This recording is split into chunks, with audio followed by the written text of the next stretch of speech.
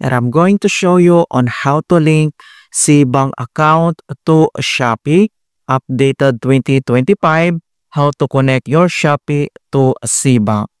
And the next step ay open lang natin ang ating Shopee application. So click mo lang yan. And the next step dito lang sa baba ay kailangan mo lang select dito yung ating profile. Ito yung me. So itap mo lang yan.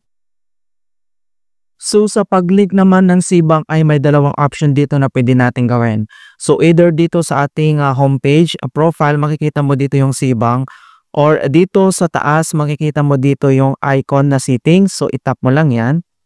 And then dito sa ating account settings, and kailangan mo lang i-select dito yung bank accounts / cards. So itap mo lang yan.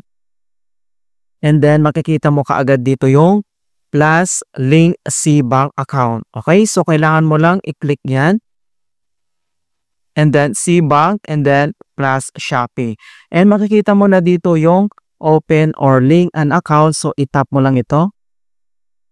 And wait natin ma-complete yung process. And the next step ay kailangan lang natin i-enter yung ating MPIN na 6 digits sa ating Cbank account. So once na-enter mo na yung 6 digit and kailangan natin i-enter yung 6 digit code or OTP na sinend dito sa ating Cbank account mobile number na registered. And then once na-enter mo na yung 6 digit na OTP na sinend dito sa ating Cbank account number, and makikita mo na dito yung link with a Cbank.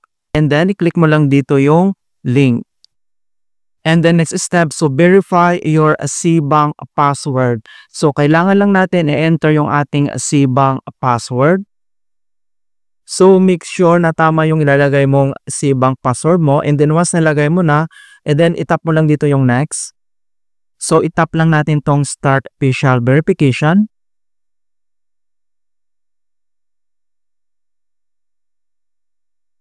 Verification and process. So wait lang natin. And then makikita mo kaagad dito na link successfully. Alright, so you've now linked your Cbank account, your Shopee and ShopeePay account mga kaibigan.